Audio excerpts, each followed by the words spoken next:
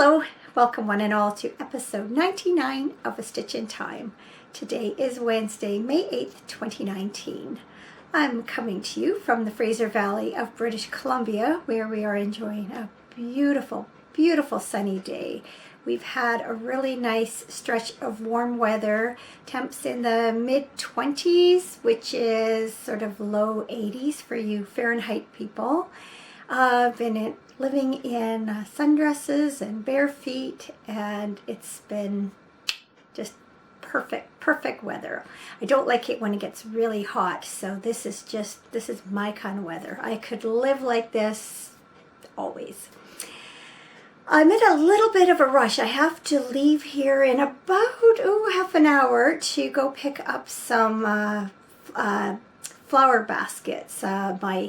The school where my sister works does a fundraiser every year where they sell hanging baskets and planters for a really great price, and they're really good arrangements. And I missed it last year. I was really sorry about that because I just didn't end up with anything quite as nice as these are, but they're due to be picked up, so I have to try and pound this one out. So I'm just gonna keep talking. First off, I'm really pleased with how many of you are interested in taking part in the Shop the Stash Knit Along Crochet Along. This is a CAL that will be running from May 1st to August 31st of this year. And it's all about shopping from your stash instead of buying new yarn. So I've opened up 2 threads. One is a chatter thread, so you're free to talk as much as you like in there about what you're going to be knitting.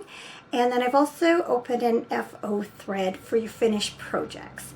And I'm going to draw winners from both threads. I'm not sure how many, and I'm not sure what the prizes are yet, but they will be announced once I sort everything out. But a couple of things. One is I had a question about if unfinished projects or works in progress are counted, and I hadn't really thought in those terms, but sure, why not? That's just stash in another form. Until it's made completely into something else, it's part of your stash. So sure, jump in. The only proviso is that the stash needs to have been acquired prior to 2019. And then as for the FO thread, I'm going to get you to just have one post. So you can, when you finish something, create a post, take a picture of your finished project, post it in there, and then as you finish something else, additional projects, just edit your one post and add each project to there. And that way the FO thread is a little bit more fair in case someone finishes 25 things and another person only finishes 1. I just want it to be sort of, it's not about how many, it's more about participating. So, and then as far as the chatter thread, like I said, talk as much as you like, and that definitely will increase your chances of winning a prize. So I actually have a finished project this week, which I can't show you right here because it's blocking. So I'm going to insert this little video here showing you what I finished. Actually, just this morning I wove in the ends and then I blocked it. So here's my water's edge on the blocking boards. As you can tell, it's a crescent shaped shawl, part of the Croissant collection by Lori Law of Oceanwood Knits. And I knit it using a set of mini skeins, 5 colors from Oceanwood Knits. So the beginning is made up of stripes of stockinette and reverse stockinette, and then it moves into 3 repeats of lace, and then finally ends with this knitted on border. Now the first 2 colors in the gradient set were very close, so this part and the first repeat of lace are made up of the first 2 colors, and then I did each of the next repeats of lace in a different mini skein, and then used this last color for the edging. So next week I'll show it to you off the blocking boards. So I was able to finish that project. If you remember, I had been working on it and I had wanted to do the edging in the 5th color of the gradient set that I bought. And I don't think I mentioned the name of it on my little video. Ocean Wind Knits Gradients. And there's 5 25-gram skeins in here, and that was the Gabriola colorway. So I had started knitting the, it's a knit on edge. You knit sideways to the crescent that you've already knit. And partway through I realized I was not going to have enough yarn to finish it.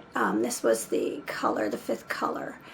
And so I got in touch with Lori Law of Ocean Wind Knits, and she dyed me 2 more mini skeins in this color. I got 2 done just in case the dye lots weren't really close. And as you can see, they're pretty good, but I can see a difference. I don't know if you can on camera. But I am glad that I went ahead and ordered 2 of them because I did have to break into the 2nd skein. So now I have plenty of this to use for something else, heels and toes, or another shawl, you know, added into something.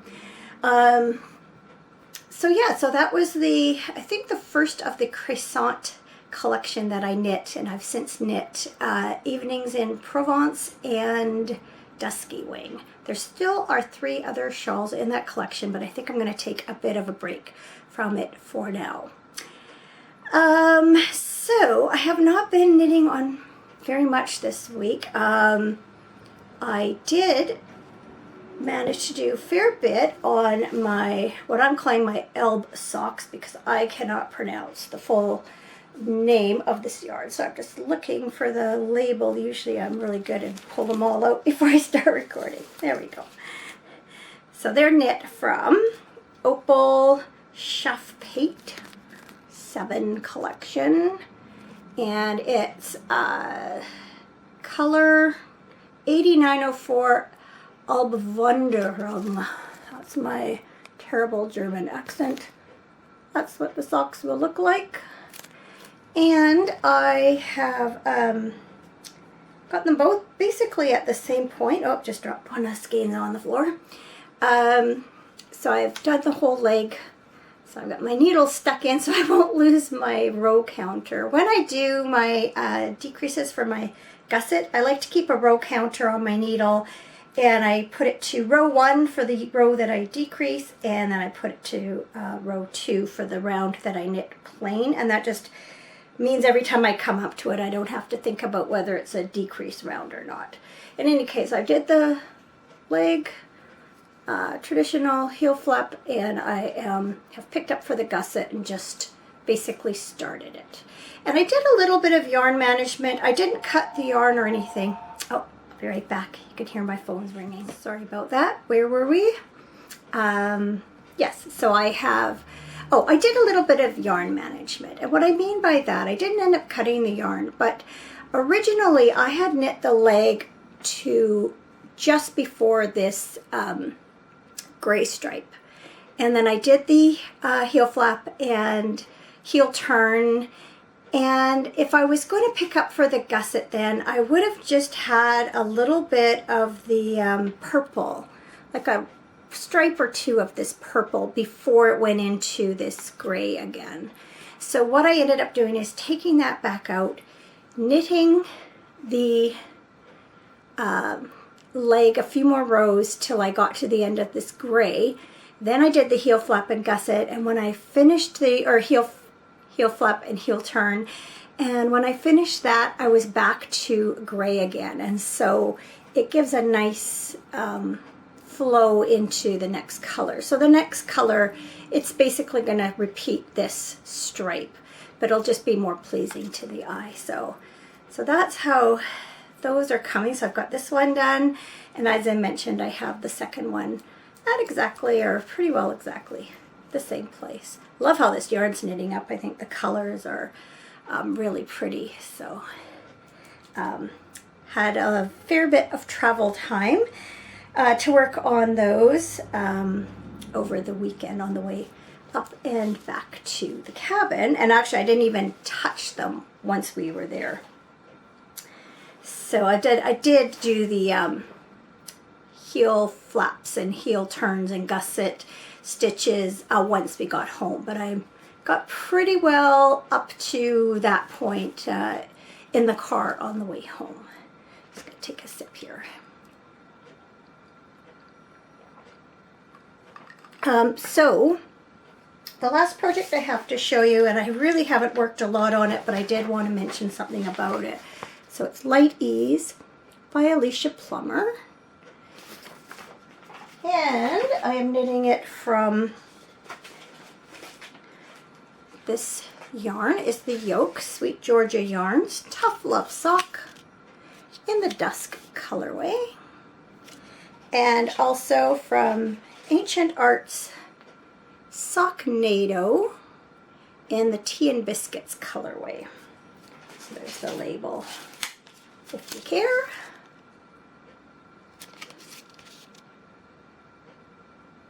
I know I like seeing yarn labels on podcasts. Sometimes you don't quite catch the name of the yarn or the colorway, or you want to know what it looks like. So I do try and show labels when I can. So as I explained before, there are 3 skeins that I am alternating because they are all very different, even though they are the same colorway and the same dye lot. So I've been using what's called helical or helix knitting in order to evenly distribute the color in here. And so I'm not that far past where I was last week. I think when I talked to you last week, I was had just finished the waist decreases, and I have now, I think, done 1 set of waist increases or hip increases. There's the front. So it is coming along nicely, and I do really like how the yarns are blending, as I mentioned last week. I'm very happy with that. So I've, like I said, I've hardly touched it this week with basically being away over the weekend, and all I took were the stockinette socks. And then when I think it was Friday, yes, Friday, my yarn came for the Water's Edge shawl. So once we got home, that's what I wanted to work on. So that took I guess I started that, I think, Sunday night. Finished it this morning, so it took a few days. Calm. I know I'm in a panic here. Forgive me for being so rushed. I did want to mention that a very kind viewer pointed me in the direction of another tutorial on alternating skeins. And it's put out by Grace O'Neill of the Babbles Traveling Yarns podcast, which I have not yet watched, but I've heard different people talk about it. And certainly after looking at this video, I think it's a podcast I would enjoy very much, just from the first impressions from that tutorial. The tutorial is called Jogless Join, and what it is instead of what I'm doing, which is knitting to a certain point, dropping one yarn, picking up the next, knitting to the next place where the yarn begins and ends, dropping one, picking it up, going around. In this particular technique, you knit to 3 stitches before you're wanting to change colors or skeins. You slip those 3 stitches, and then you use the next yarn to knit in the next row.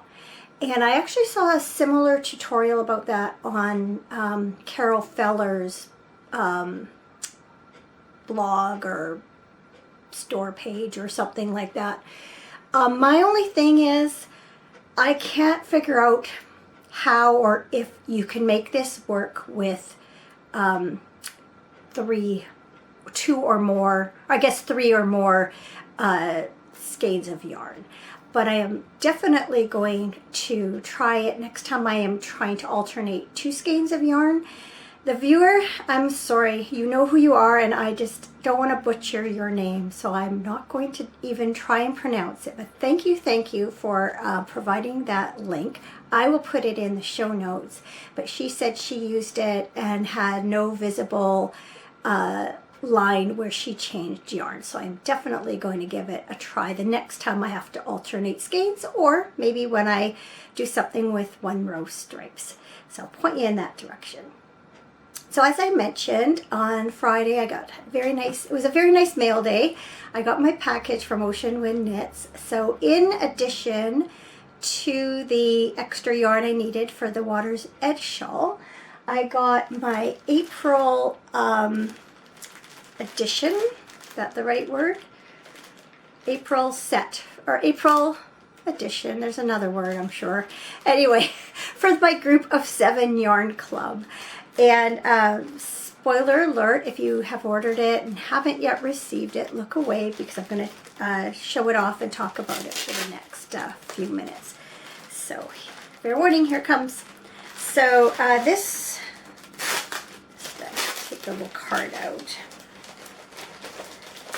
So this set is based on this picture, which is called Autumn Blue Lake Algoma by Frank, I can't read my own writing, Frank Hans Johnston. And this is what it looks like. This time, instead of the soft blank, I ordered a gradient set because I've been having so much fun knitting with them lately. So I think Lori captured that beautifully. And then the stitch marker this time was a little canoe, little canoe and paddle. Another very Canadian thing. Lori put a lot of thought into the stitch markers that she's including with this club. There were hockey stick and feather. I feel like there would have been one more. I want to say snowshoe, but I can't remember now. But yeah, definitely really Canadian things. And then at the time that I had ordered that, I also ordered another gradient set. This one's called Spring Mix. Very pretty. It was definitely spring when I ordered it, and it reminded me of just, you know, the spring flowers with the green leaves. And then, if that weren't enough, I'm just going to turn around here and grab something. So, a few years ago, I had ordered this gradient set from her last year or something, called Austin. And I've got in mind to do a shawl with it, but I thought it might be really nice to use these colors with another main color. So I talked to her about it. I asked her on her website, it looked like the wild orchid color might coordinate well with these. And she said they used some of the same colors, and so I went ahead and ordered it. And this seems to be a little bit more saturated, a little bit brighter than this pastel set. But then there are especially a couple of skeins that definitely do pick up these same colors. Like there's that one, definitely goes. And this one, definitely. So I do think it's something that could work depending on how they are used. So whether or not I end up using this with this or not, it's still beautiful skein, and it will definitely be knit up into something lovely. And as soon as I saw this group of 7 set, my immediate thought was Lori's Spinning Leaves shawl.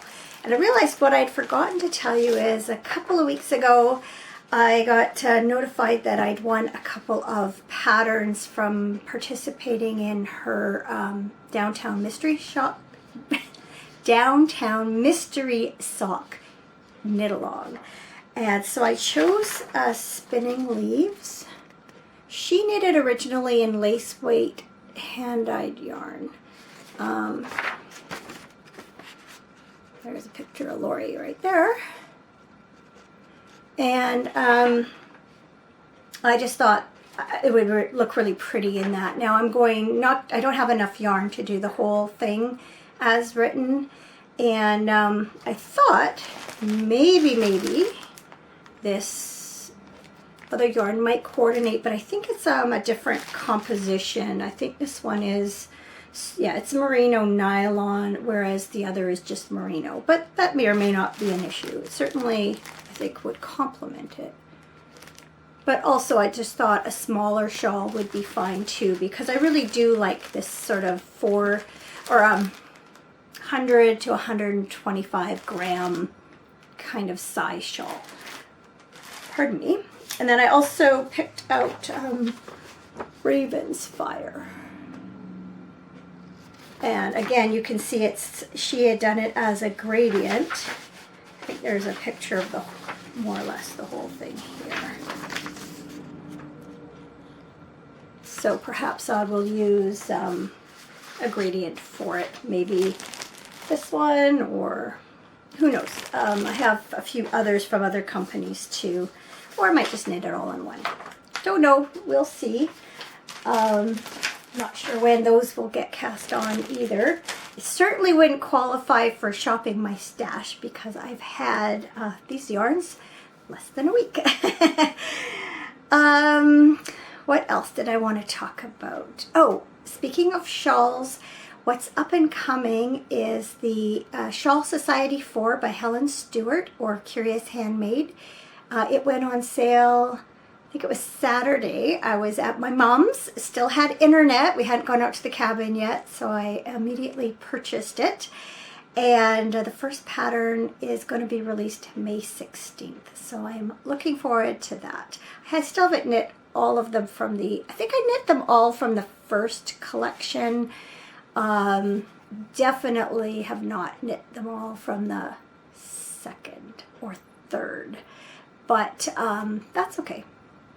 I no longer sort of feel this pressure to knit every single one, because every single one may or may not be to my taste, but as a group it's really fun. And her theme for this one is One Perfect Day, and she's referring to a perfect day at the ocean, at the seaside.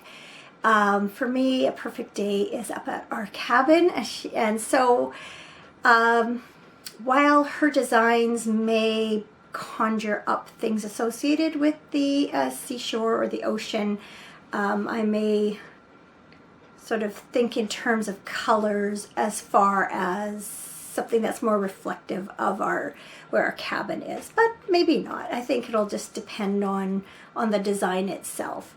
And I've sort of learned it's really hard to pick out yarn for these designs until you actually see them, even when you get a sneak peek at the yarns, which she always shows. So this Shawl Society kind of goes hand in hand with her current Handmade Sock Society, which has an ocean or seaside theme also. So it's kind of neat. And certainly I'm not too far from the ocean myself. I'm about an hour and 15 minutes drive from Vancouver, which is of course set right on the ocean. So, and where I grew up was set on an inlet of was just east of Vancouver. So certainly the ocean is something I'm very familiar with too. What am I reading? One second, I need another sip. I'm breathless. Looking at the clock, I got about 6 minutes.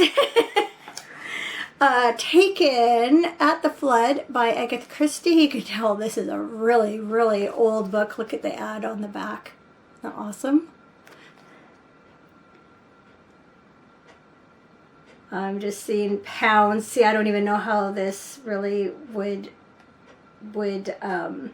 translate. It's a British edition. So there's a 22 karat London Hall marked solid gold ring for £8, 10 shillings, and then is it 0 pence? If that's the old way, I think. Anyway, I love that. This was published in the US as There Is a Tide. And, you know, I definitely am finding as I'm reading through my collection in order of publication, definitely, you can see Agatha Christie's evolution as a writer. There's a lot more character development in this one than in some of her earlier books. And this one revolves around a woman who had worked as a wren in the Second World War, has come home to her little sleepy village, and she's changed, but there are a lot of people there who haven't, including the man that she's supposed to marry. And while she's been away, her uncle, who basically was taking care of everybody financially, passed away soon after marrying a young wife who now inherits all of his money. And there's no murder yet. Oh no, pardon me, I lie. There is just been a murder of what appears to be somebody who knows something about this young widow's first husband. So I guess the idea is if she's still married, or if her husband, her first husband, who's presumed dead, if he suddenly showed up alive, then she wouldn't be entitled to her second husband's inheritance. So somebody, I think, suspects that this man might be her first husband and has offed him. But that's too soon to tell for sure, because it just happened. It just happened before I turned out the light last night. I was reading this last night before bed. So anyway, enjoying that one, as always. Like I say, I like the character development. This one seems a little bit more mature. A little bit more mature themes than some of her other books, and I'm liking that. Okay, so what's been going on in 4 minutes or less? I got a chance last week before we went away to get most of my hummingbird garden plants into the ground. I have to wait until our deck is stained and we have our privacy screen trellis things put up before I could plant the honeysuckle and the clematis. But the clematis has started to bloom. It's still in its little pots, but it looks really pretty. So I'm anxious to get it all finished. And then we've had a problem. I'd gotten a fountain for Mother's Day last year, and we've had trouble off and on with it leaking, and we thought we had it solved last year before we put it away, and it was doing fine for the first few days that it was out, and then it started leaking again. So that was, the phone call was actually my husband saying he was able to get a new top for it, and we'll try that out and see if that solves the issue. So hopefully it will. So because it's just been such great weather, I scrubbed the deck Monday afternoon in preparation for staining, and even though I wanted to stain it right away, they recommend you wait a couple of days, and so tomorrow and Friday I will be staining the deck, and then we can put our privacy screens up and I can finish the garden part in that area. So I'm really excited about seeing all of that come together. As I mentioned, we were up at the cabin over the weekend. A bunch of us went up to kind of open things up, get it ready for the season. And the biggest challenge is always getting the water going, because it seems like every year there's an issue. And this year there were no issues. We couldn't believe our luck and how everything just went smoothly. The pipe from the spring runs most of the way right in the creek that runs. We have a creek that runs through our property. The spring originates just adjacent to the creek, a little ways away from where our cabins are. And so the pipes run basically in the creek up to a holding tank, and that is because it's all gravity fed. So by following the creek, of course, water flows downhill. So it's we know it's going to make it there. And also in the hot weather, the creek helps to keep the water cold. So quite often, because of when we've had spring runoff, sometimes the pipes come disconnected or last year it was really high, and one had come disconnected and all twisted around, and it was quite a nuisance to fix. But because we don't have much runoff this year, and at least not yet, everything was intact. Hooked it up, got a tank ready, hooked it up. Tank was full in about an hour, and there we go. No issues whatsoever. Over the past, I guess in March and April, my mom had the plumbing in our cabin redone. So the guy that did that came out because he wanted to test. He needed running water, of course, to test all his work. So there were a couple little leaks, but nothing he couldn't handle. Just fix right. I think there were a couple loose fittings or something. So he fixed those up. So yeah, excellent. And then we just spent the rest of the day doing sort of odd jobs. There was a tree that had come down over the winter that got bucked up, and all the debris from it cleaned up. My sister and I kind of went around the property, cleaned up deadfall.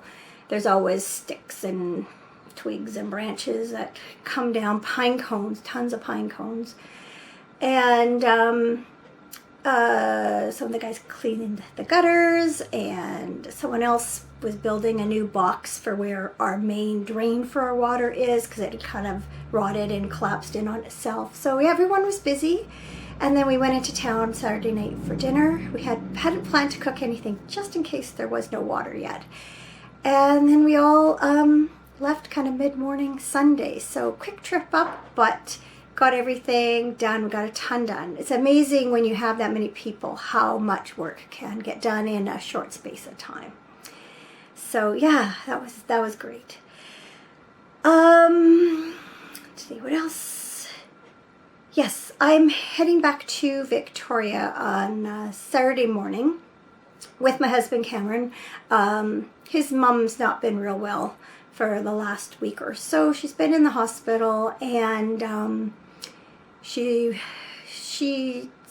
been really down. She's kind of rallied, but when she goes home, she's going to need higher level of care. So that's being arranged.